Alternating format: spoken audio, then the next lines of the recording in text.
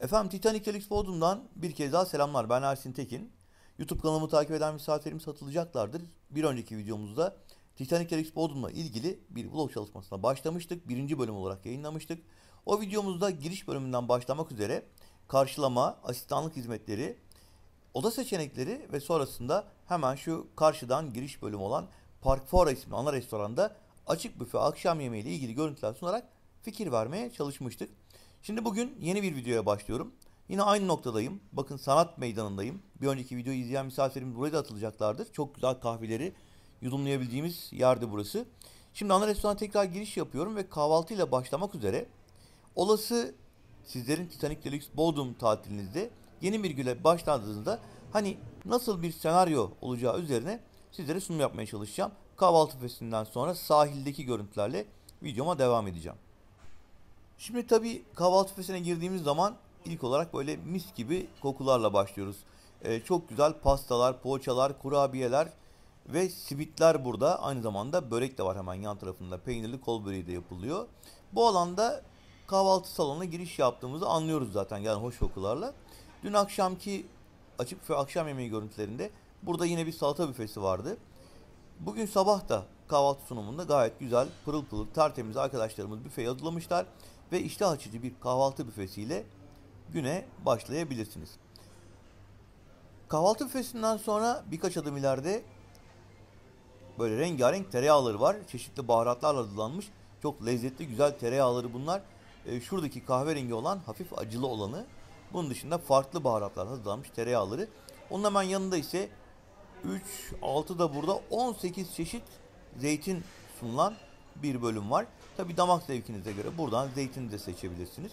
Yavaş yavaş devam ettiğimizde burada sütlü yumurta, menemen, yine sütlü yulaf.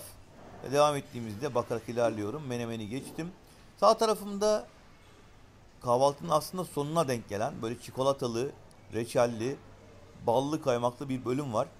Kısaca burayı da göstermek istedim size, hemen sırayla gideceğim. Tabii ki tahin pekmez yine kahvaltının olmazsa olmazlarından sayılabilir. Şu alanı şöyle kısaca tekrar görüntülüyorum. Petek bal ve kaymak önemli. Kahvaltının tacı diyebiliriz. Kahvaltının sonunda kahvaltınızı finalize etmek için bence gayet iyi bir çift oluyor. Petek, bal ve kaymak. Hemen onun karşısında füme etlerin ve jambonların bulunduğu, salamların, sosislerin bulunduğu bir dolap var. Buradan anlık olarak dilinmiş jambon, salam, sosis alabilir ve kahvaltınıza yine bu anlamda menüze ekleyebilirsiniz. Oldukça çok çeşitli peynir var Titanic Deluxe Bodrum'da. Bakın son derece orijinal, hem yurt dışından getirtilmiş ithal peynirler hem de ülkemizde bulunan yerli peynir çeşitlerinden çok sayıda alternatif sunuları misafirlerimize sabah kahvaltısında. Oldukça şık, güzel bir peynir büfesi. Bakın ne kadar farklı farklı seçenekler var. Deri tulum bile koymuşlar. Hatta bunun da birkaç çeşidi var. Keçi olanı var, koyun üstünden yapılanı var. Farklı lezzetlerde, anlayan misafirlerimiz bilirler tabii bunu. Bakın tek tek saymama gerek var mı bilmiyorum ama küflü peynir bile konulmuş. Hani beyaz peynir, ezine peynir falan demiyorum artık.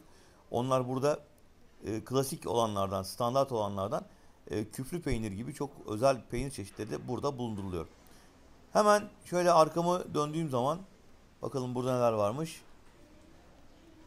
Göz yumurta, kıymalı göz yumurta. Onun yanında menemen servisi yapılıyor yine. Sucuk ızgara, patates kızartması ve sosisli tava şeklinde bir sıcak menü. Kahvaltıda sıcak menü bölümü bu bölümde yer alıyor. Bir de bakın gözleme yapıyor ablamız. El açması hamurdan güzel gözleme çeşitleri yine bölümde. Hemen karşısına geçtiğimizde bu defa burada omlet yapan arkadaşımızı görüyoruz. Sizin zevkinize göre bakın karışık veya sade, nasıl isterseniz yanındaki sebzelerle karıştırıp omletinizi sizlere sunabiliyorlar. İsterseniz sade de yaptırabilirsiniz. Yani ben son zamanlarda genellikle sade tercih ediyorum. Çok da yeterli ve güzel oluyor aslında. Tabii hellim peynirini, ızgara hellim peynirini unutmamak lazım. Özellikle Kıbrıs alışkanlığı olan misafirlerimize Kıbrıs'ı arattırmıyor otel. Haşlanmış yumurtalar 3 dakikalık, 5 dakikalık, artık nasıl seviyorsanız.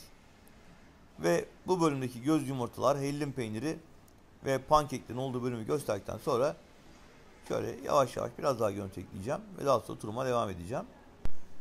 Buradaki haşlanmış yumurtaların hemen yanı başında tost büfesi var. Sucuklu, kaşarlı veya karışık, nasıl isterseniz. Buradaki arkadaşım da söylemeniz yeterli. Tostunu hazırlıyor ve getiriyor. Şimdi bakın, o büfenin hemen karşısında özellikle yabancı turist misafirlerinin çok rağbet gösterdiği cezerye ve lokum bölümü, şeker sucuğu bölümü burası. Tabi burada musti yapmak için de malzemeler var ama kimse yulafa falan bakmıyor. Genellikle turistler burada lokuma ve cezerye yönleniyorlar. Turistlerin tercih ettiği bu bölümden ve kısaca bir görüntü verdikten sonra Titanic Deluxe Bodrum'da sabah kahvaltı ile ilgili fikir vermeye devam ediyorum. Kahvaltı büfesinin bu bölümünde detoks içecekler, havuç, maydanoz, salatalık, elma, limon suyu veya isterseniz burada porsiyon meyveler var. Gayet güzel soğutulmuş karpuz, kavun, elma parçacıkları porsiyon kaplar halinde, ama benim esas dikkatimi çeken buradaki yine porsiyon halinde sunulan meyveli yoğurtlar, kuru meyve veya taze meyvelerle ya da yulafla lezzetlendirilmiş son derece sağlıklı kahvaltı öğünleri olarak misafirlere porsiyon şeklinde sunuluyor. Hemen şöyle birkaç adım ilerlediğimiz zaman da burada meyve püreleri, sebze püreleri, probiyotik yoğurtlar, badem sütüne kadar büfede çeşitlendirilmiş süt ürünleri var. Az yağlı yoğurt veya tam yağlı yoğurt. Yine isterseniz burada yoğurtlarınızı meyve, yulaf gibi lezzetlerle tatlandırabilir. Kendi menünüzü oluşturabilirsiniz. Meyve demişken tabii ki şöyle geriye doğru çekilip meyve büfesini en baştan bir daha bir göstererek tekrar devam ediyorum. Ben bu sabahki kahvaltı önümde yumurtalı kızarmış ekmek, şöyle bir dilim benim için yeterli olacaktır. Bunun yanına biraz maydanoz, domates, salatalık aldım. Bir de yanına limon ekledim. Çayla beraber benim için harikulade bir kahvaltı oldu. Son olarak da börek büfesine geçiyorum tekrar. Ve Titanic Deluxe Bodrum'da kahvaltının finalinde Adana usulü kol böreğini gösteriyorum size. İlk girişte büfede görmüştüm ama şu anda ustamı yakaladım. Tam fırından yeni çıkmış kol böreğini sunum şeklinde, servis şeklinde hazırlarken sizler için görüntüledim. Buraya gelirseniz aklınızda bulunsun. Şimdi bundan sonra bir de oturma alanları göstereceğim size. Kahvaltı tabağını yaptık ama nereye oturacağız? Hemen şöyle bakın. Teras alanındaki masalar. Kısa kısa görüntülerle sizlere bilgi vermeye çalışacağım. Kısa kısa diyorum ama sonuca baktığımda ya hadi biraz daha bilgi, hadi biraz daha görüntü derken bayağı uzun bir ortaya çıkıyor. Uzun bir video ortaya çıkıyor. Şimdi bakın, kahvaltı tabağınızı aldınız veya öğle veya akşam yemeğinde tabağınızı aldınız. İşte oturabileceğiniz teras alanları, muhteşem Pina Yarımadası'nın bulunduğu koyun masmavi görüntüsü, deniz görüntüsü ve hemen iç kısımda da terastaki masalar, sandalyeler hemen ana binanın ön tarafında gayet dikkat çekici, şık bir şekilde misafirleri bekliyor. Gerçekten çok özel bir restoran alanı, teras kısmının manzarası hakikaten çok etkileyici. Bakın, sabah saatlerinde şurada güzel bir kahvaltı ne kadar keyifli olur diyerek Titanic Deluxe Bodrum'daki sabah kahvaltınızla ilgili size tam anlamıyla fikir vermeye çalıştığımı düşünüyorum. Çalışabildiğimi ve bunu başarabildiğimi düşünüyorum. Umarım öyle oluyordur. Eğer öyleyse lütfen rezervasyon için tatilim ekibine ulaşmayı ihmal etmeyiniz diyerek burada bir dipnot düşmek istiyorum. Şöyle tekrar döndüm. Şimdi ana restoranın teras kısmında göstermek için birkaç nokta daha var. Mesela burada teras kısmı olmasına rağmen sigara içilmeyen bir alan var. Titanic Deluxe Bodrum'da sigara kullanmıyorsanız teras kısmında sizin için ayrılmış özel bölümlerden birini kullanabilirsiniz. Yine muhteşem manzara ve gayet güzel modern dekor eşliğinde kahvaltınızı, öğle veya akşam yemeğinizi sigara içilmeyen teras bölümünde de alabilirsiniz. Bu da bir tercih sebebi olarak sizlere sunulmuş. Ana restoranda bu gördüğümüz teras dışında bir de kapalı alanda, klimatize alanda, serinletilmiş alanda bir tabii ki oturma bölümü var.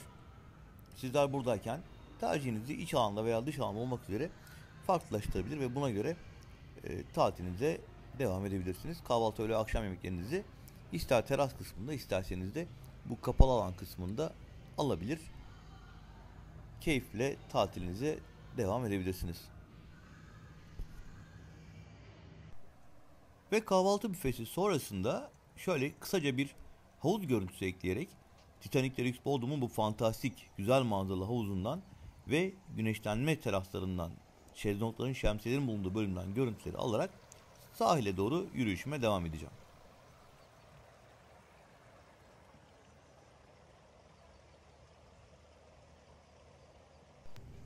Havuzun olduğu bölümden sahile dilerseniz asansörler veya yürüyen merdivenlerle inebilirsiniz ama ben bu güzel çiçeklerle süslü yoldan yürümeyi tercih ettim. Ana havuzun olduğu bölümden yaklaşık 3 dakika sonra da yürüyerek sahil bölümüne geldik. Muhteşem güzel bir sahil göstereceğiz şimdi size. Titanic Trafik Bodrum'da sahilin ne kadar keyifli olduğunu bakın şöyle yaklaşıyorum. Beraberce inceleyelim isterseniz. Tropik görünümlü, doğal görünümlü şezlonglar ve şemsiyeler var ve yatak minder hepsi. Bakın buradaki barkodları okuttuğunuz zaman açılan menüden de siparişlerinizi şezlongunuza verebiliyorsunuz. Çok önemli bir ayrıntı. Sahildeyken sipariş verebiliyor ve bu yatak şezlonglarla VIP diyeceğimiz özel yatak şezlonglarla tatilin tadını çıkarabiliyorsunuz. Ve denizin durumu bakın ne kadar güzel, berrak, havuz gibi bir deniz. Zaten körfez içinde, koy içinde olduğu için burada herhangi bir şekilde dalga olmuyor. Kumun ne kadar güzel olduğundan bahsedelim. Sertifikalı özel bir kumdur bu. Kontrollü bir şekilde burada kullanılmaktadır. Kesinlikle hani bazen yorumlara farklı şeyler yazılıyor. Lütfen yazmayınız. Buradaki kumun doğallığı konusunda, sertifikalı oluş konusunda ve kontrollü bir şekilde, izinli bir şekilde burada kullanıldığı konusunda tüm belgeler mevcut zaten. Bunun dışında hemen şöyle tekrar iskeleye çıkıyorum. Tekrar bu yatak minderli, son derece konforlu olan sahil alanında iskeleden size biraz bahsetmek istiyorum. Bu alanların tamamı herhangi bir ekstra ücret olmaksızın misafirlerimizin kullanabileceği güneşlenme terasları. Biliyorsunuz bazen iskele üzerindeki şezlonglar, şemsiyeler pavilyon veya gaban olarak değerlendirilebiliyor ya da gazebo olarak değerlendirilebiliyor. Bunlar Titanic Trafik Bodrum'da ayrı bir bölümde bulunuyor. Yani iskelenin tamamındaki şezlong ve şemsiyeleri ücretsiz olarak kullanabiliyorsunuz. Tabii ki burada önemli olan bir bilgi daha. Aynen sahilde olduğu gibi barkod sistemi ve tatilinizi bölmeden, şezlongdan ayrılmadan barkodu telefonda okutarak açılan menüden vereceğiniz siparişlerin tatilinizi daha keyifli geçirmesini sağlayacağını düşünüyoruz. Otel bu hizmete bu sene geçti. Özellikle ta iskeleye kadar servis vermesi bence büyük ayrıcalık. Gayet de güzel bir hizmet olmuş. Tekrar şimdi yavaş yavaş sahile yürüyeceğim ve sahildeki diğer hizmet alanlarından size bahsedeceğim. Şu yavru balıkların yanından bakın şu karşı köşeye kadar, pavilyonlara kadar gideceğim. Ve pavilyon görüntülerini de ekleyerek olası tatilinizi orayı da değerlendirmeniz konusunda bilgi vermeye çalışacağım. İskeleden indikten sonra sağ tarafta birkaç adım ileride bir beach park karşıma çıktı. Hemen sahilde şezlongların arkasında tesisteki plajda hizmet veren barlardan sadece bir tanesi. Şöyle kısaca göstermek istiyorum. Tesisin High Class Ultra HDI konsepti çerçevesinde bakınız sadece biralarla ilgili bile ne kadar çok seçeneğin olduğunu, hemen şu üst tarafta yine alkollü içecek çeşitleri var. Bakın markaları saymayacağım, sizler görüyorsunuz, birçok üst seviye alkol içecek burada bulunuyor. Yine sahilde bir başka hizmet noktası dondurma ve soğuk meyve hizmetinin sunulduğu bu alan hemen Flamingo Bar'ın alt kısmında ve iskelenin karşısında. Zaten her yer birbirine birkaç adım mesafede. Flamingo Bar'ın simgelerinden bir Volkswagen minibüs burada sembolik olarak tutulmakta. Çok da sevimli görünüyor. Çok da hoş bir görüntüsü var. Şimdi buradaki Flamingo Bar gördüğümüz şu alanı paylaşmak istiyorum. Plajın tam ortasında aslında ve Flamingo Beach Club olarak geçiyor. Akşamları da burası steak alakart olarak hizmet veriyor. Beef alakart olarak hizmet veriyor. Flamingo Beach Club'de ortam gayet güzel. Burada güzel kokteyller alabiliyorsunuz. Müzik dinleyebiliyorsunuz ve sahilde dinlenirken biraz da böyle bir ortamda tatilinizi değerlendirerek aslında hani farklı bir ortamda yaşamış oluyorsunuz diyelim. Tekrar diyorum, şu anda sahile sadece birkaç adım mesafede Flamingo Beach Club'deyiz. Burası akşamları da Beef alakart olarak misafire hizmet veren özel bir sunum noktası. Burada kısa bir mola verdik ve barmen arkadaşımızın bizim için hazırladığı güzel bir kokteylle biraz yorgunluk atacağız. Acı tatlı bir kokteyl oldu bu. Tarifi sadece Titanic Deluxe Bodrum'da bulunan özel bir sunumlu arkadaşımız bizlere böyle bir ikramda bulundu. Şimdi tekrar turumuza devam ederken karşımızdaki manzarayı gösteriyorum. Bu şekilde Titanic Deluxe Bodrum'un konumunu da iskelenin arkası olarak işaretleyebilirsiniz. Sahilde engelli misafirimiz için özel denize giriş bölümlerinin olmasından da bahsedelim. Bakın aslında kumsalda gayet rahat bir şekilde yürünebilirken ama tekerlekli sandalye kullanan bir misafirimiz bunda zorlanabilir. Burada bir platformla sahile kadar ulaşmaları sağlanmış. Hemen bu alanın yan tarafında artık pavilyonları yavaş yavaş da göstermek istiyorum. Size tatilin sırasında sahilde kendinize özel, daha farklı kullanım alanları yaratmak istiyorsanız pavilyonlar bunun için gayet uygun seçenekler. Tabii ki belli bir ücreti var ve rezervasyon olarak kullanılıyor. Bu ücret sürekli değişebiliyor hani sezondaki yoğunluğa göre. O yüzden ben bir fiyat söylemiyorum. Ama otele geldiğiniz zaman zaten kişisel asistanınız size bu konuda yardımcı olacaktır. Bakın bu pavilyonun içinde gayet konforlu bir şekilde yastıkları, yatak minderleri, mini barı ve işte kendine özel duş alanı gibi birçok hizmeti var. Ve buraya servis yapılıyor. Siz ödediğiniz ücret karşılığında yani pavilyon rezervasyon yaptırırken bir ücret ödüyorsunuz. Bunun karşılığında gün boyunca pavilyonlara yeme içme hizmeti alabiliyorsunuz. Buranın bir menüsü var. O menüden işte açtığınız zaman neler varsa içinde gün boyunca akşam saat 6'ya kadar sipariş verebiliyorsunuz. Bakın kendi barı da var bu arada. İçi dolu. Yine ihtiyaç duyarsanız buraya ilave içecekler alabiliyorsunuz. Tükettiğinizin yerine gün içerisinde yenisini getiriyorlar. Bira çeşitleri, su, ice tea'ler, meyve suları vesaire gibi hizmetler pavilyondaki barda bulunmakta. Pavilyonda tatil konusunda tabii hani bu kişiye göre değişiyor ama değerlendirmekte fayda var. Oldukça keyifli, size özel, size daha rahat kullanma alanı sağlayan plaj hizmet noktası olarak pavilyonları söyleyebiliriz. Şimdi pavilyonların yanından ayrılıyorum. Tekrar bu defa yukarı doğru yürüyeceğim yavaş yavaş. Ee, Buradan hemen geçiyorum. Ve yine tüm misafirlerin kullanabildiği ekstra ücret ödemesi gerektirmeyen minder yataklı şezlongların yanından geçeceğim. Tabii ki buralara da gayet konforlu bir şekilde sipariş verebiliyorsunuz. Barkod sistemini kullanarak. Bu da aklınızda olsun. Yine sahil kısmındaki Woodsman Fitness spor programı aksatmak istemiyorum diyen misafirler sahilde güneşlenirken, denize girerken ara sıra gelip burada sporlarını yapabilirler. Fitness çalışabilirler. Tabii ki üst katta Be Fine Spa'da profesyonel bir fitness alanı ayrıyeten mevcut. Ve sahil bölümündeki üçüncü bar noktası her ne kadar misafirlerimiz şezlonglarından sipariş verebiliyor olsalar da dilerseniz bu barlara kendiniz uğrayıp hemen içeceğinizi sipariş edebilir. Ve bakın hemen zaten şezlongların arka tarafında çok rahatlıkla içecek menülerinizi, kokteyllerinizi alabilirsiniz. Şezlong ve şemsiye demişken bu güzel tropik görünümlü şezlonglar, şemsiyeler kumsal alan dışında çim alanda da böyle çok güzel bir şekilde sıralanıyor. Ben kuma basmak istemiyorum, benim şezlongum çimlerin üzerinde olsun derseniz pavilyonların arkasındaki şezlongları kullanabilirsiniz. Pavilyonların arkasındaki çimler üzerindeki şezlongların da arkasında böyle tarif edeyim. Ya pavilyonların en arkasında diyelim. Böyle hamakların, güzel çam ağaçlarının gölgesinde tatlı şekerlemeler yapabileceğiniz, uyuklamalar yapabileceğiniz hamakların bulunduğu alanı da işaretlemek istiyorum. Aklınızda bulunsun. Çok keyifli, çok relax bir alan burası. Efendim Titanic Rex Bodrum'da çocuklu aileleri çok mutlu edecek bir yere geldik. Tiny Kids Club'dayız. Şimdi buraya girmeden önce otelin High Class Ultra Şeyler konseptinde Tiny Kids Club'la ilgili de önemli ayrıntıları olduğundan bahsetmek istiyorum. 1 yaştan 12 yaşa kadar çocukların bırakılarak hizmet alabildiği bir nokta burası. Bakın burada bir ayrıntı var. 1 yaştan 4 yaşa kadar çocuklar da buraya bırakılabiliyor. Belli konumlarda hizmet alabiliyorlar. Bunun dışında şu anda baktığım bölümde elektronik oyunlar var, jetonlu oyunlar var. Her yerde bunlar hemen hemen ekstrayken Titanic Rex Bodrum'da yine konsept dahilinde misafirlere ücretsiz olarak sunuluyor. Çocuk misafirlere ücretsiz olarak sunuluyor. Ben şimdi Tiny Kids Club'da görüntüleri sizlerle paylaşarak biraz daha detay vermek istiyorum. Buyurun. Tiny Kids Club'ın girişinde günlük aktivite panosu sizleri karşılıyor.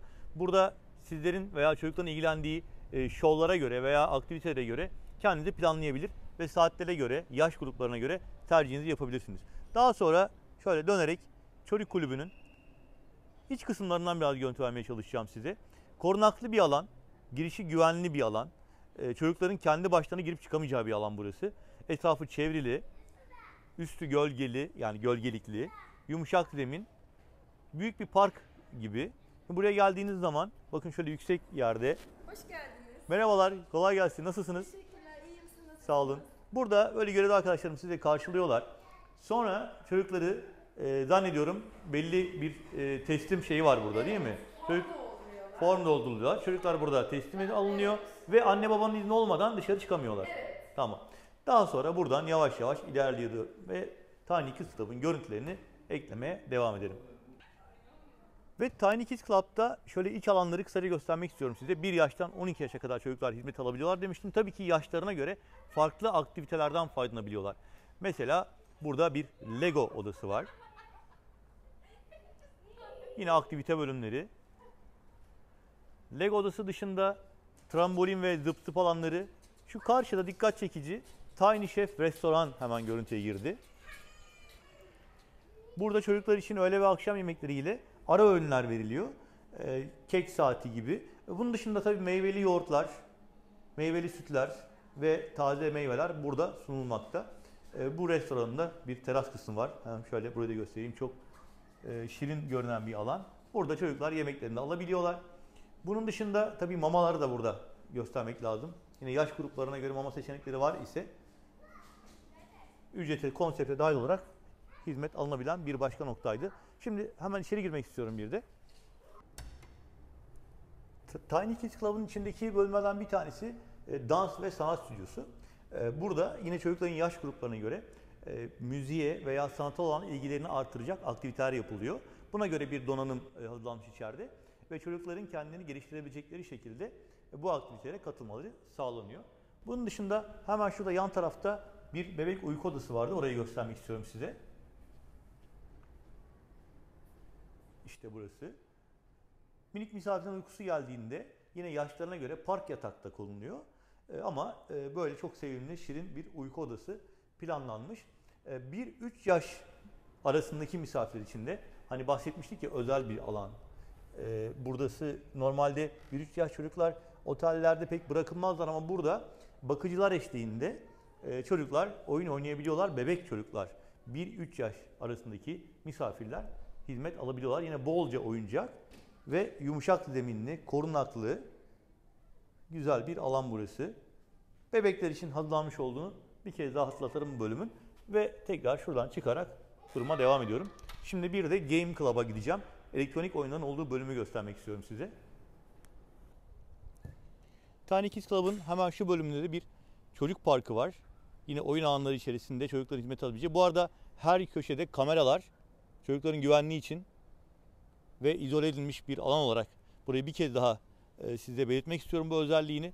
Çocukların kendi başlarına dışarı çıkmaları, anne baba izni olmadan çıkmaları burada mümkün değil. Tabii ki yaş gruplarına göre ve anne babanın iznine göre bu farklılaşabiliyor.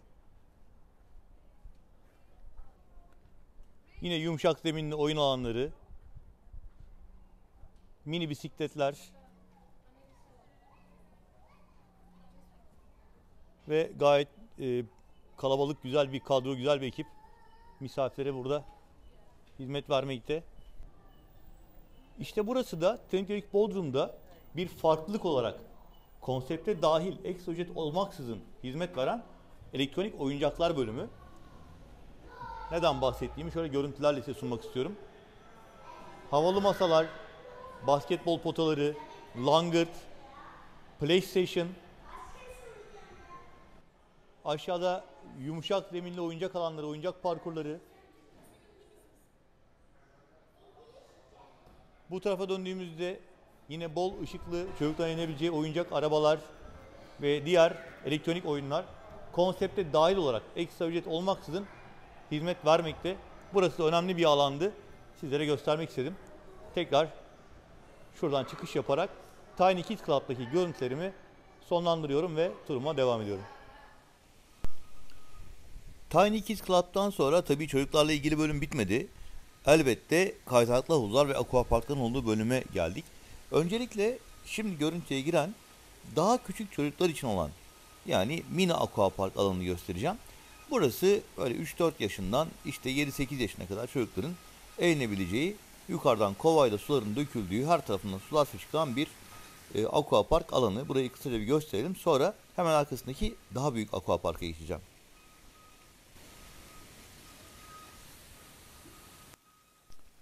Gayet güzel, eğlenceli bir çocuk aquaparkı, mini aquapark diyelim. Özellikle şu su döken kovalar gerçekten çocukları çok eğlendiriyor. Bunun hemen arkasında da daha büyük aquapark alanı görüntüye girecek birazdan. Bakın şuradan hemen başladık. Oradan da görüntüleri ben size sunmaya çalışacağım. Her iki aquaparktan da dediğim gibi faydalanabilirsiniz. Ancak az önce gezdirdiğim Tiny Kids Club'la bu aquapark arasında bakın bu şekilde tel örgüler var. Yani hani birbirinden diğerine geçiş öyle çok kolay olmuyor. Çocukların güvenliği açısından havuz alanlarına sadece ebeveyn kontrolüyle geçebiliyorlar. Şimdi büyük aquaparkı da biraz şöyle çam ağaçlarının gölgesinden faydalanarak sizlere gösterelim. Sonra Tiny Kids Club ve aquapark bölümleriyle bu görüntüleri tamamlamış olalım. Gayet eğlenceli, güzel ve serin görünen bir aktivite alanı. Çok da eğlenceli geçiyor. Her yaştan misafirler için burada olmak.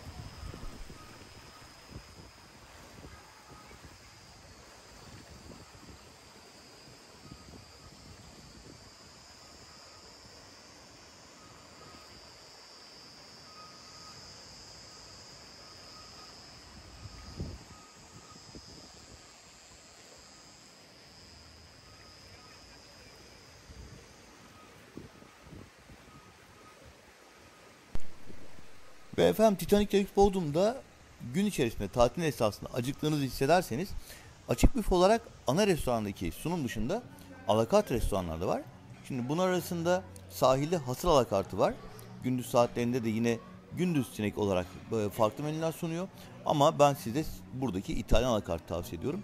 Yine gün içerisinde belli menüleri burada misafirlere sinek restoran ve alakart menü olarak sunuyorlar. Gün içerisinde sinek menü olarak bakın tavuk şinitzelden ızgara balıklara burada çupra veya levrek ızgara siparişi verebiliyorsunuz. Izgara pirzola siparişi verebiliyorsunuz. Hatta ızgara antikot siparişi bile verebiliyorsunuz gündüz saatlerinde.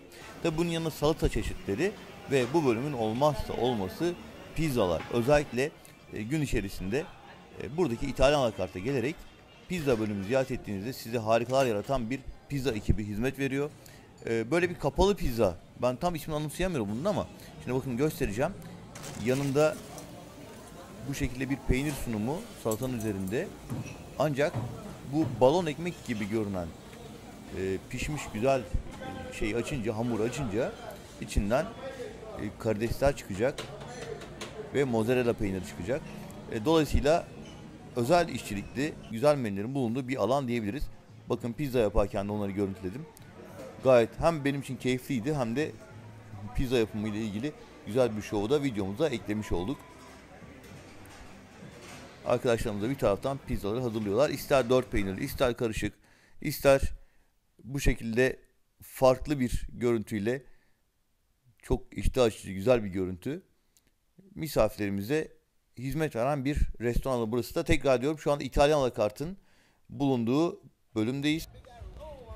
Efendim Titanic Deluxe Bodrum'da bir başka keyif alanı. Özellikle akşam saat 6 ile 24 arasında gelebileceğiniz Sports Bar'dayım. Burada bilardo var, maç izleyebileceğiniz çok sayıda ekran var. Sportif aktiviteler izleyebileceğiniz ekranlar var. Bunun yanı sıra girişte nargile standını gördüm. İçeride de konsepti çok geniş bir barı mevcut. Yine premium marka içecekler ve aynı zamanda Titanic imzalı kokteyller burada yine uzman mixolog arkadaşlar tarafından sizlere sunulabiliyor. Kısaca size göstermek istiyorum. Sports Bar'dayım.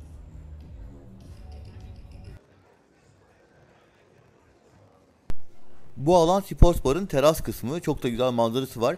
Sports Bar akşam saat 6'da açılıyor. Gece saat 24'e kadar. Talep varsa gece saat 1'e kadar devam ediyor. Tabii ki bu saatler sezonlara göre veya yoğunluğa göre farklılık gösterebilir. Sports Bar aynı zamanda kapalı alanda ışıklandırma ve ses sistemine sahip olan bir bar. Yani zaman zaman burada minik kokteyller, eğlenceler veya kış aylarında, serin aylarda kapalı alanda müzik programları yapılıyor ve misafirin iyi zaman geçmesi sağlanıyor. Çok da geniş bir bar konsepti var. Şöyle kısaca göstererek size fikir vermeye çalışayım. Zaten markaları 3 aşağı 5 yukarı alkol kullanan misafirin, merakı olan misafirlerimiz tanıyorlardır. Bakın yaklaştırdığımızda hemen hemen bildiğimiz tüm markaların fiyatı dahil olarak sunulduğunu, Sports Bar'da da diğer barlarda olduğu gibi buranın da konsept dahilinde olduğunu hatırlatmak istiyorum. Ve buradan yavaş yavaş artık çıkışa geçeceğim. Uğramam gereken başka noktalar da var. Sports Bar'da ilgili görüntüleri sundum size. Ve şuradaki misafirin yanından, bilardo oynayan misafirin yanından geçerek duruma devam ediyorum.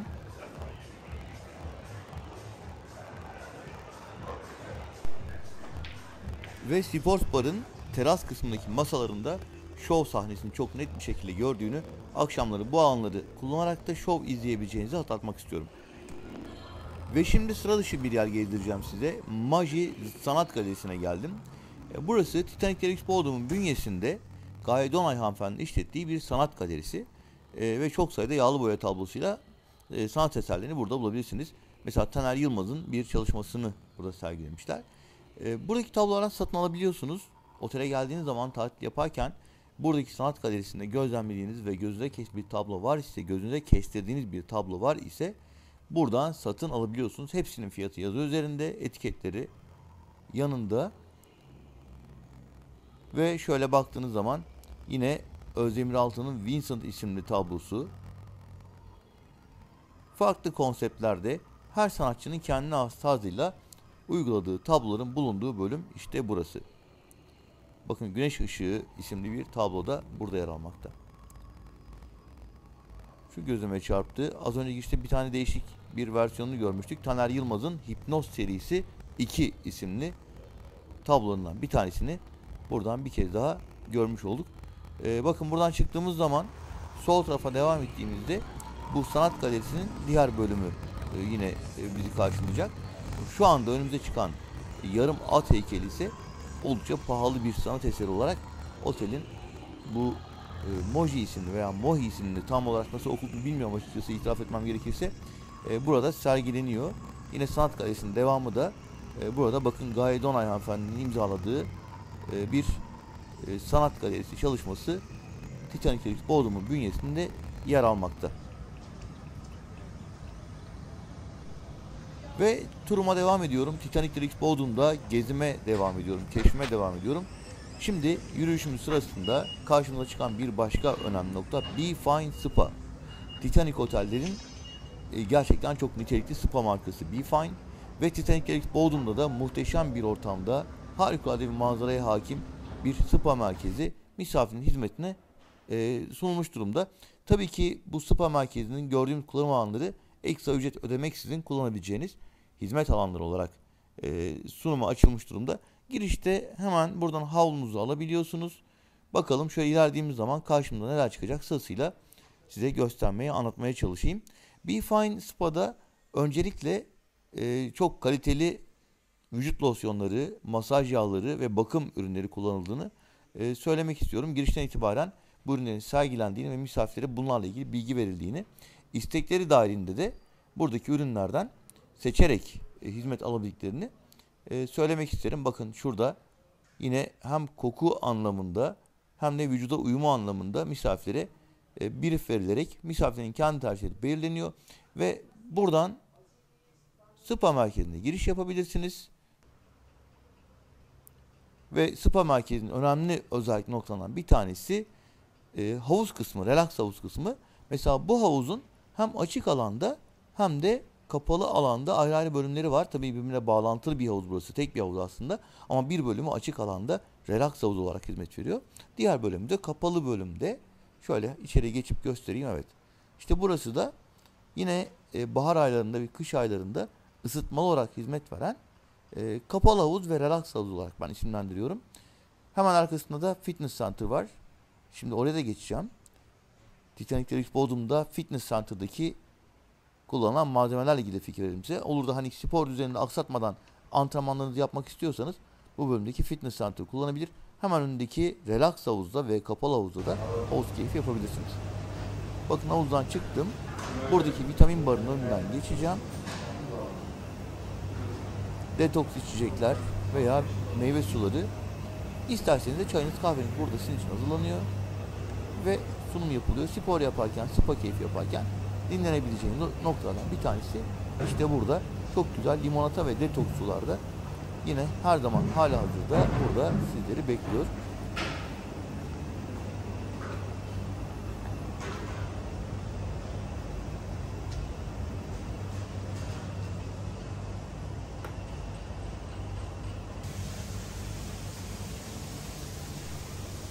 Ve şimdi fitness salonuna giriyorum. Az önce gösterdiğim kapalı havuzun hemen arkasındaki alan burası. Teknogym marka aletlerin kullanıldığı ve profesyonel şekilde fitness yapabileceğiniz gayet donanımlı, nitelikli bir spor salonu. İsterseniz şöyle yavaş yavaş görüntüleri size sunayım. Siz de artık kendi ihtiyacınıza göre eğer böyle bir salonda spor yapma isteğiniz var ise otele giderken kıyafetlerinizi, spor malzemenizi buna göre planlayabilirsiniz. Bakın omuz pres, istasyon, Şu ilerlediğimiz zaman yine çok güzel bir manzarayla, havuz ve begonvil manzarasıyla güzel görünüyor. Şimdi bir de Be Fine Spa'da masaj salonu görelim isterseniz. Burayı gösterdikten sonra spa merkezindeki hamam, sauna gibi bölümleri de göstereceğim. Ama tatil sırasında en az bir defa gelmenizi tavsiye ettiğim ve kendinizi yenileyeceğinize inandığım bölümlerden şöyle görüntüler sunmak istiyorum. Mesela burası çift kişilik bir masaj odası. Yani eşinizle beraber geldiğinizde böyle VIP bir odada size özel bir ortamda masaj keyfi yaptırmak isterseniz bu alanı kullanabilirsiniz. Bakın size özel jacuzzi'niz var. Size özel dinlenme alanınız var. Burayı belli bir süreliğine kiralamış oluyorsunuz. Masaj paketiyle beraber yine belli bir ücret karşılığında bakın özel saunası da var. Size şampanya, soğuk meyve gibi ikramlar da yapılıyor. Hem saunanızı, jacuzzi'nizi kullanıyorsunuz, dinleniyorsunuz. Hem de aynı zamanda masaj hizmeti alarak özel bir şekilde buradan faydalanmış oluyorsunuz. Tabii ki hamam da tıpkı jacuzzi ve sauna gibi odanın içinde bulunan ve burayı kiralayan misafirlerin hizmetine sunulan bölümlerden bir tanesi. Şu anda görüntüde olan buhar odasıyla beraber. Yine Titanic'ler için üretilmiş aromaterapi marka bakım ürünleri de, şampuanlar, saç kremleri de burada misafirlerin kullanımına sunulmuş. Be Fine Spa merkezinde şu anda geldiğim yerde de önce kar çeşmesi, sonra da yine misafirlerin ekstra ücret ödemeden kullanabileceği sauna, hamam ve buhar odası bölümlerini şöyle kısaca göstermek istiyorum. Bakın burası buhar odası. Hemen birkaç adım attığımızda burada saunalar başlıyor. Ve Türk hamamı yine spa merkezinde misafirin kullanımına açık olan, ekstra ücret ödemeden kullanabilecek bölümler olarak sizlere bilgi anlamında sunmak istiyorum ve görüntüleri de göstermek istiyorum. Son derece şık, son derece kullanılabilir ve spa merkezinin tadına varacağınız bir ambiyansı var. Bakın ne kadar güzel bir hamama giriş yapıyoruz. Son derece şık, son derece temiz ve size spa keyfi verecek, hamam keyfi verecek bir dekorla, düzenli misafirleri bekleyen hamam bölümünde görüntüye ekledikten sonra artık yavaş yavaş buradan da ayrılarak turumuza devam edebiliriz. Şöyle dinlenme alanlarına da biraz görüntü verelim ve spa merkezinden çıkalım. Şimdi sırada Pascarella var. Pascarella otelin İtalyan alakartı, 5 alakartından bir tanesi. Akşam saat 19'dan itibaren rezervasyonlu ve konsepte dahil olarak ekstra ücret ödemeden sizlere hizmet veriyor. Tabii ki yine orijinal, çok ünlü ustalar eşliğinde sunulan İtalyan menülerinden lezzetleri alabiliyorsunuz. Ama gündüz saatlerinde de yine alakart olarak rezervasyon yaptırmanıza da gerek yok. Müsaitliğe göre burayı kullanabiliyor ve sinek restoran olarak yine yiyecek içecek ikramlarından ve menülerden faydalanabiliyorsunuz. Pascarella'yı da size yakından göstermek istiyorum. Özellikle pizza ustalarının şovları ve lezzetlerini, ben şovları göstereceğim, lezzetleri de gelip tatması size kalıyor artık. Pascarella'yı göstermeye başlayabilirim.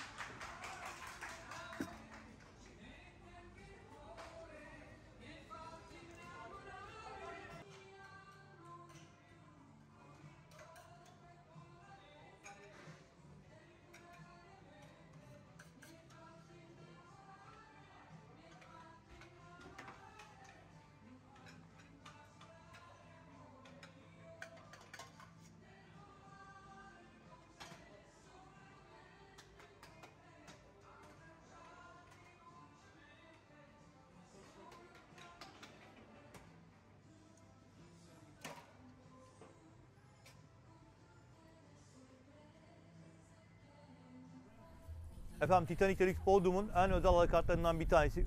Üstelik High Class Ultra Şelal konseptinde ücretsiz olarak sadece rezervasyon olarak faydalanabileceğiniz Begonville alakartındayız. Birkaç adım ileride muhteşem bir deniz manzarası var. Arkamda çok güzel bir dekorla, bir Ege konseptiyle deniz mahsulleri, mezeler ve menüler sizleri bekliyor. Ben de görüntüleri sizlere sunuyorum. Buyurun. Efendim Titanic Deluxe Bodrum'da açık büfe akşam yemeğine alternatif olarak çok özel alakartlardan bir diğeri. Begonville restorandayız. Deniz mahsulleri ve balık alakartı olarak düşünebilirsiniz Begonville'i. Denizin hemen birkaç adım yanında çok şık, böyle bir Ege atmosferinde, Greek atmosfer diyeceğimiz yine deniz mahsulleri ve haftanın 4 günü burada canlı müzik, taverna tarzında canlı müzik programları da yapılıyor. Herhangi bir ücret ödemenize gerek yok. Eğer Titanic Deluxe Bodrum'daysanız rezervasyon yaptırmak kaydıyla Begonville'den faydalanabiliyorsunuz. Begonville restoranında biraz da bardan bahsedeyim size. Titanic Deluxe Bodrum'un geniş konseptli, premium marka içeceklerin dahil olduğu konsepti içerisinde tabii ki burada da yine premium marka üst kalite içecekler, alkollü ve alkol içecekler konsepte dahil olarak sunulmakta. Rakı çok tercih edilecektir. Bakın burada gördüğüm markaların hepsi misafirlere ücretsiz olarak konsepte dahil olarak sunuluyor. Tekrar ediyorum, Begonville alakartında herhangi bir ekstra ödemenize gerek yok. Sadece rezervasyon yaptırmanız yeterli. İçecek markaları biraz daha şöyle görüntüye eklensin. Merakları giderelim. Bu tarafa dönüyorum. Mezelerinizi seçtikten sonra dilerseniz buraya gelip balık seçiminizi de yapabilirsiniz. Yine buradan mezeleri bir kez daha görebilirsiniz. Çok usta bir ekip hizmet veriyor. Açık mutfak şeklinde çalışıyorlar. Ve balığınızı sizin isteğinize göre az pişmiş, çok pişmiş artık nasıl arzu ederseniz ona göre hazırlayarak servislerini gerçekleştiriyorlar. Bence çok özel, çok keyifli bir alan. Konsepte dahil olması otelin high class ultra şedal konseptinin ne kadar geniş olduğunu göstermesi açısından önemli. Çünkü bu tip özel alakartların genellikle mutlaka bir küver ücreti olur. Titanic Deluxe Bodrum'da 5 tane alakart var demiştim. Bunlardan bir tanesi olan Begonville'i geziyoruz. Ve görüntüleri sonlandırıyorum. Bir başka alakartı da yine görüntüye ve sizlere bilgi sunmak anlamında eklemek üzere turuma devam ediyorum. Titanic Deluxe Bodrum'da gerçekten lezzet anlamında size akşam yemeklerinde çok farklı deneyimler sunacak alakart restoranlar var demiştim. İşte bunlardan bir tanesi de beef alakartı. Biliyorsunuz diğer Titanic otellerde de beef alakartı en öne çıkan alakartlardan bir tanesiydi. Titanic Deluxe Bodrum'daki 5 alakarttan bir tanesi rezervasyonlu ve küver ücreti. Yani bir rezervasyon ücreti ödüyorsunuz. Onu ödedikten sonra da yeriniz ayrılıyor ve içerideki menünün tamamından bir daha ücret ödemeden faydalanabiliyorsunuz. Gündüz saatlerinde Flamingo Beach Kulüp'tü burası. Akşam saatlerinde saat 19'dan itibaren de beef alakartı olarak hizmet veriyor. Şimdi ben buradaki şeflerimizin eşliğinde size biraz bilgi vermek istiyorum beef alakartı ile ilgili. Hemen başlayabiliriz. Ve efendim beef alakartına geldik. Ben burada Cenk şefimle tanıştırmak istiyorum sizi. Ben destek almak istedim ondan. Çünkü Titanic'lerde beef alakartının gerçekten çok özel bir sunumla, özel menülerle misafirlere deneyim yaşatıldığını biliyorum. Cenk şefim selamlar, kolay gelsin. Teşekkürler, hoş geldiniz. Nasılsın, iyi misin? Teşekkürler, siz? Sağ olasın. Şimdi öncelikle beef alakartının konumundan bahsetmek istiyorum. Şefim müsaade edersen. Tabii ki. Muhteşem bir deniz manzarası var burada. Şöyle bir alanı da kısaca göstereyim. Sonra hemen ilk gözümüze takılan dry eşlerle, yıllandırılmış, dinlendirilmiş etlerle başlayalım. Şefim burada neler var? Bize kısaca bahseder misin? Şimdi buradaki etlerimiz, tomahawk'larımız var, T-bone'larımız var ve dana pirzola, danlas dediğimiz ürünlerimiz var. Bu ürünler 28 günle 30-32 gün arasında burada dinlendirilmekte. Kuru dinlendirme olarak tabir ettiğimiz dry et sistemiyle dinlendirilmektedir. Tamam. Daha Bu sonra şekilde da ne oluyor? Lezzeti mi artıyor etin? bu şekilde bu dolapların nem oranı farklıdır. Etin dış tarafını kurutuyor, içinde suyu hapsediyor, etin daha lezzetli olmasını sağlıyor ve kemikteki minerali et kendi içine çekiyor. Ve böylelikle et daha lezzetli, daha yumuşak oluyor. Ve dinlenme süresi içinde 28 günde etin içindeki lifleri, ağza gelebilecek bütün katı kolajenlerin hepsi ölmüş oluyor. Harika. Peki biz burada dolapta onların korunduğu, saklandığı halini görüyoruz. Zannediyorum bir de içeride misafirlerin hazırlanmış sunum halinde. Onları bize gösterebilir Tabii misiniz? ki. Hemen geçelim. Ya bu arada beef alakartının muhteşem bir manzarası var. Şöyle göstereyim, bakın düzen alınmış. Misafirler bekleniyor yavaş yavaş. Bu benim ilk meşhurluğum değil. Ve onlar gelmeden önce biz de size buradaki menüleri göstereceğiz. Yine Cenk şefimle beraber muazzam bir dolap. Aslında cam biraz parlıyor sanki ya. Evet, Cenk camları açalım daha net görelim. Peki, tamam. Oy oy oy oy. Abi bu nedir ya? Şov var burada. Şimdi misafirler küver ücretini ödeyerek rezervasyon yaptırdıktan sonra buradaki görünen seçeneklerden hepsinden seçebiliyorlar mı? İstediklerini seçebiliyorlar. Süper. Peki favori nedir? En çok neyi tercih ediyorlar veya sizin önereceğiniz misafirlerin bir favoriniz var mı? Şimdi şöyle, burada görmüş olduğunuz bütün ürünlerin hepsi favoridir. Süper. Evet. Ama dediğim gibi Dry Edge Dallas'ımız, Aha. New York Steak'imiz, hamburger köftemiz, Butter Steak, Dallas, Dana Grunch'ımız, Yani misafir ne Butter isterse. Steak'imiz. Tabii ki Bu nedir istediği dışındaki? ürünlerden. Dışındaki? Dışındaki tereyağı, içinde baharat çeşitleri var. Çok güzeldir. Pişme esnasında o dışındaki tereyağı da etin içine işliyor. Oo. Çok güzel bir aroma oluyor. Dana şaşlığımız, kaşarlı köftemiz, içinde mozzarella peynirimiz var. Merguez sosisimiz, normal sosislerden çok farklıdır. Orada görmüş olduğunuz tomahawklar, Vallahi müthiş görünüyor. evet. Beef spagettilerimiz var. Bu şekilde Süper. görüyorsunuz. Çok güzel görünüyor, çok iştah açıcı görünüyor ve bu kadar çok çeşit olması da misafirlerin tercih etmesi açısından tabii ki onlara daha büyük bir keyif verecektir diye Tabii düşünüyorum. Şu üst taraftaki mühürlenmiş etleri ben merak ettim. Onları da Buradaki çok- etlerimiz meşe odununda mühürlenir. Bir hafta 10 gün kadar dolapta viteş dediğimiz dinlenir. Aha. Daha sonra buraya kesime alırız. Gelen siparişe göre de kesip servis yaparız. Ya çok teşekkür ederim. Rica Gerçekten misafirlerimizi bu an bilgilendirmiş olduk. Evet, buraya gelirken bir falakartı için bir küver ücreti ödeyerek rezervasyon yapmaları gerekiyor ama bunun karşılığında muazzam bir hizmet alıyorlar. Bir de bildiğim kadarıyla çok özel şaraplarla aldıkları menüye göre o menüye yakışan şarapları da tavsiye ederek zannediyorum. Aynen öyle. Bir sommelier hizmeti vererek de misafirlerin seçim yapmasını sağlıyorsunuz. Bunu da ben bilgi olarak eklemek istiyorum. Size tekrar teşekkür ederim. Şöyle bir ricam olacak. Misafirler geldikten sonra pişirme aşamasında da ocaktayken böyle bir iki görüntü almak istiyorum. Yardımcı olursanız sevinirim. Tabii ki. Zevkle. Tamam. Çok teşekkürler. Sağ olun. Herkese kolay gelsin. Evet, biraz daha şöyle iç alanları hemen göstereyim size. İç alanları derken oturma alanlarından bahsettim aslında. Hem manzara açısından hem de servis yapılan noktalar açısından. Gündüz burası Flamingo Beach Kulüp'tü. Çok güzel kokteyllerin sunulduğu. Siz deniz keyfi yaparken hani gelip biraz soluklanacağınız, şezlongunuzdan biraz böyle müzik eşliğinde farklı bir ortama girebileceğiniz, aynı zamanda da buradan kokteyllerinizi alabileceğiniz bir bardı Flamingo Beach Kulüp. Akşam saatlerinde ise gördüğünüz gibi bir falakartı masalarını giymiş haliyle misafiri bekliyor.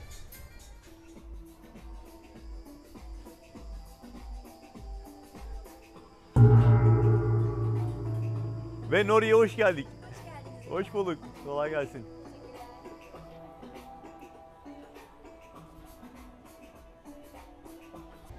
Efendim, Titanic Deluxe Bodrum'da tatil yaparken bir akşam mutlaka değerlendirmenizi, deneyimlemenizi tavsiye ettiğim Nori isimli Japon mutfağı alakartındayım.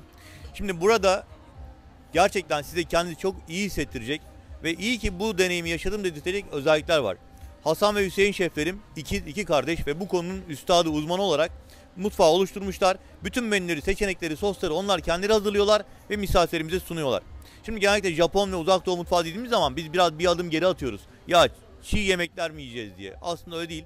Burada bir sürü farklı seçenek var ve birazdan Hasan ve Hüseyin şef arkadaşlarımız beraberce size bir sunum gerçekleştireceğiz. İzlemenizi tavsiye ediyorum ve Titanic Deluxe Bodrum'a geldiğiniz zaman da böyle bir masayı mutlaka deneyimleyin diye sizlere tavsiyemi yineliyorum.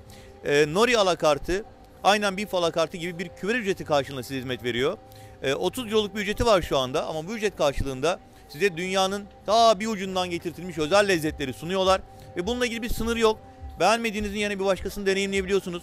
Özel yapılmış kokteyller var. Buradaki seçeneklerle, menülerle meç edilmiş uyumlu özel kokteylleri var. Bunları sunuyorlar ama isterseniz kendiniz de alkol tercihi yapabiliyorsunuz. Yine bu fiyata dahil olarak sınırsız şekilde alabiliyorsunuz. Ve Nori isimli bu muazzam deneyimi yaşayabiliyorsunuz. Lafı çok uzattım. Şimdi birazdan Hasan ve Hüseyin şefimle masada neler var neler yok ve sizlere neler sunuluyor bunlardan bahsedeceğiz. Hemen başlıyoruz.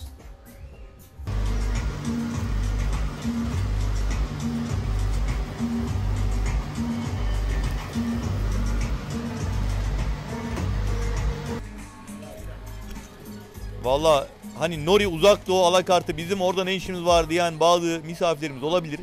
Özellikle bizim Adana'dan kayıt aldığımız misafir. Aman böyle söylemeyin. Buraya gelin. Bu deneyimi yaşayın. Bakar mısınız neler oluyor burada ya? Of.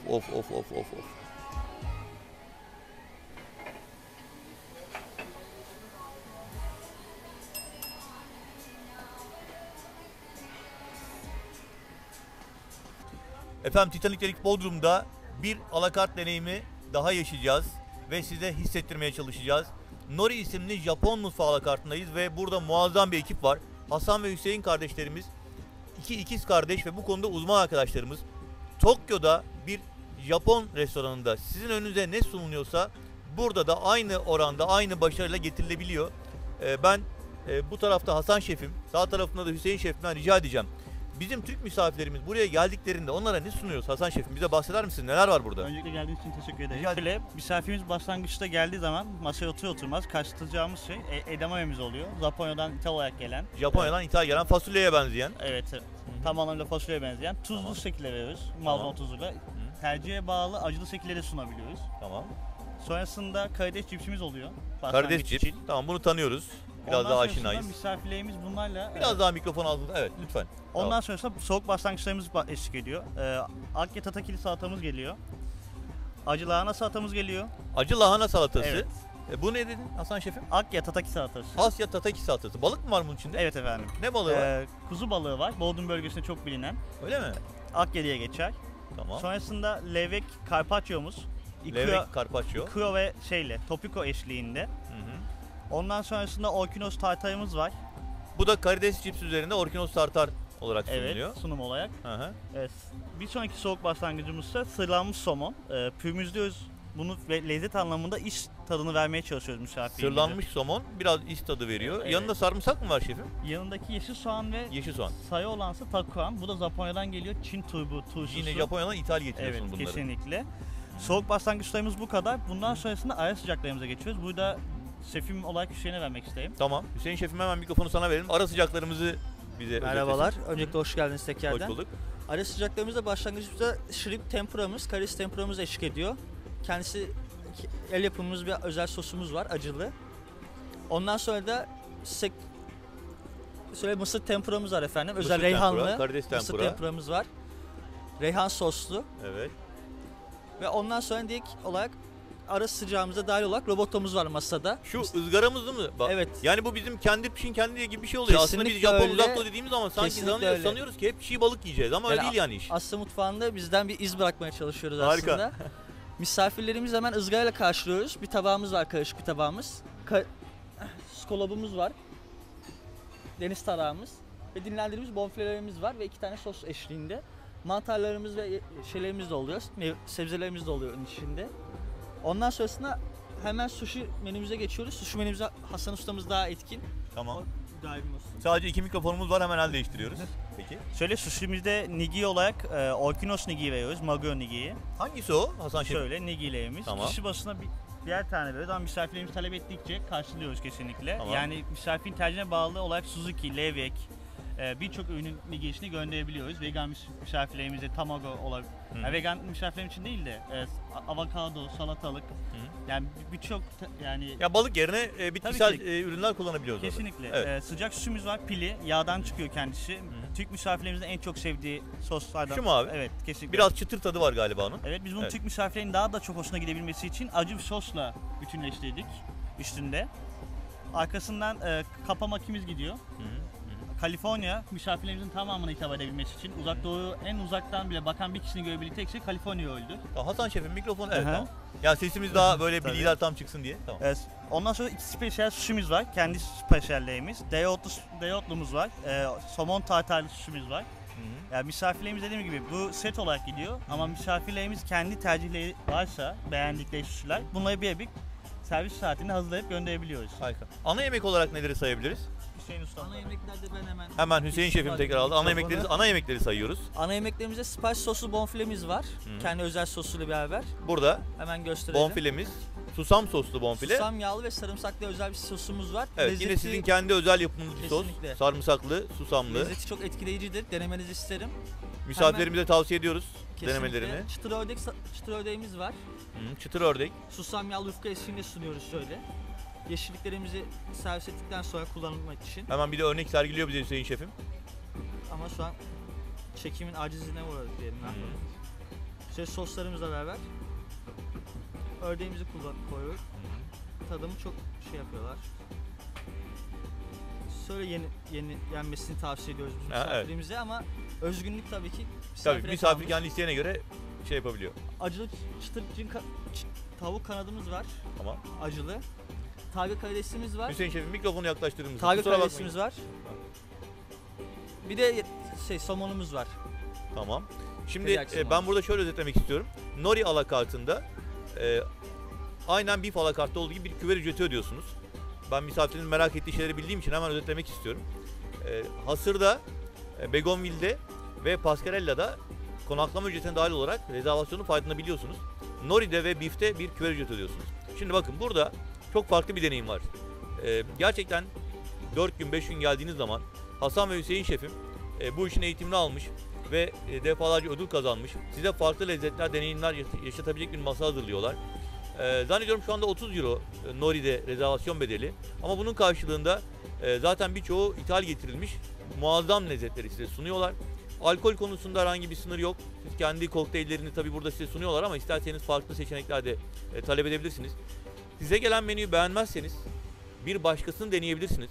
Yiyecekle ilgili herhangi bir sınır yok. Hani sadece bu başka bir seçenek sunulmuyor gibi düşünmeyin. Aklınızda bu sorular kalıyor biliyorum. Ben de bunları teker teker aydınlatmak istiyorum. Size tavsiye olarak söylüyorum ki Nori alakartı gerçekten yaşanması gereken bir deneyim. Özellikle Hasan ve Hüseyin şeflerim burada muazzam bir enerjiyle bunu bana yansıttılar. Sizleri karşılayacaklar ve memnun kalacağına eminim. Burada konaklayan uzak doğulu misafirlerin de tekrar tekrar deneyimlediği bir yer burası. Ben de size tavsiye ediyorum. Titanic Creek Bodrum'daysanız mutlaka Nori'ye bir akşam ayırın. Bu güzel atmosferi ve güzel lezzetleri tadın. Sizi de böyle karşılasınlar ve uğurlasınlar. Çok teşekkürler. Çok sağ olun. Çok memnun oldum. Başarılar diliyorum size de. Tekrar sağ olun.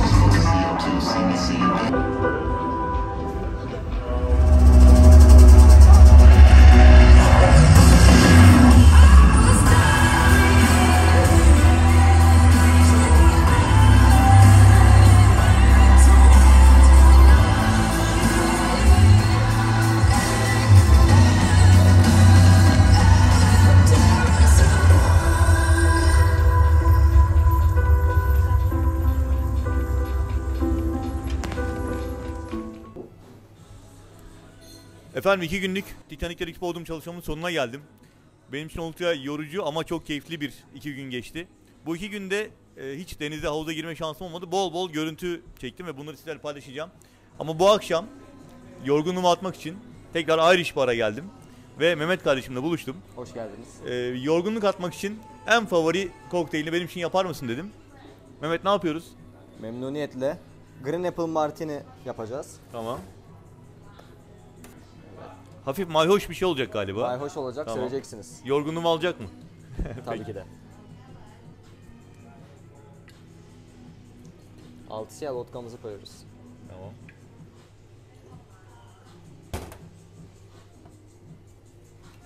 Bu arada vodka markamız Belverde. Belveder aynen. Monin marka yeşil elma şurubumuzu koyuyoruz. Kesinlikle şeker içermez. Şeker içermeyen elma şurubu. Evet. Tamam. %75 meyve oranı var içinde. Mehmet bu arada bir şey soracağım sen yaparken. Arkadaki 25 yıllık Şivas dahil mi konsepte? 18'e kadar dahil değil mi? 18'e kadar dahil. 18'e kadar dahil evet. Şivasımızı şişe olarak satıyoruz. Şivas 12. Bardak satışımız yok. Tamam. Şivas 12, Şivas ekstra, Şivas 18 dahil. Ama 25 istenirse ekstra. Black Label dahil ama değil mi? Dahil. Tamam. Single maltlarımızdan orada gördüğünüz Glenfiddich, Singleton ya da Glenlivet'ımızı da ücretsiz olarak servis ediyoruz. Dahil olarak yani. Aynen. Tamam. Singleton, Glenfiddich, Ballantines, Jameson bunlar hep dahil. Bu tarafa baktığımızda Safari'ler, Baileys'ler, Malibu'lar onlar da zaten Likörlerimiz dahildi. dahil. Jack Daniels tarafına baktığımızda Gentleman dahil mi? Gentleman Jack. Dahil. O da dahil. Bourbon viskilerimiz. Bu tarafta Jack Daniels. Olmeca Gold var dahil. Kaptan Dahil. Morgan'lar dahil. Yani aslında olabilecek en üst seviyede birçok marka konsepte dahil olarak sunuluyor.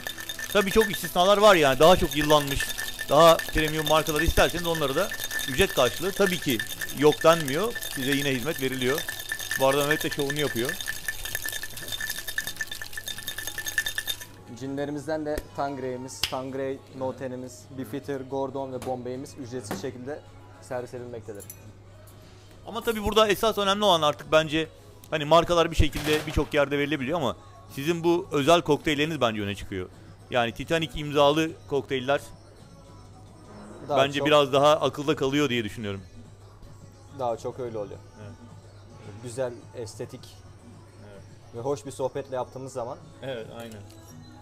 tadından yenmiyor. Bitti mi? Garnitürü mü geliyor şimdi? Garnitürü geliyor.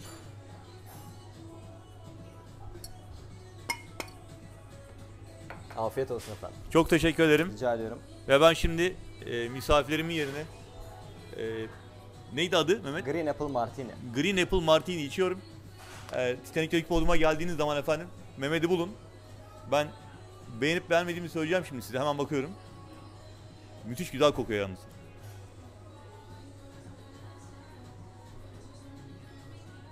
Çok ferah. Tam istediğim gibi. Yorgunluk atmaya birebir. İçimi çok kolay. Hafif mayhoş tatlı. Kesinlikle tam istediğim gibi. Tavsiye listesine ekleyebilirsiniz. Görüşmek üzere.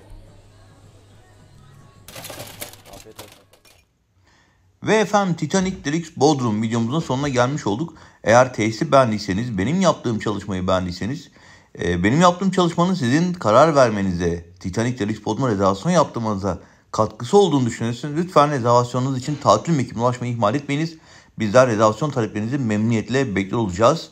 İletişim bilgilerimizi de elbette hem aşağıda hem de açıklama kısmında bizlere rahat ulaşabileceğiniz şekilde bırakıyorum. Bir sonraki videomuzda görüşmek üzere. Lütfen kapatırken beğeni ve abone tuşlarına basmayı ihmal etmeyiniz. Hoşça kalın.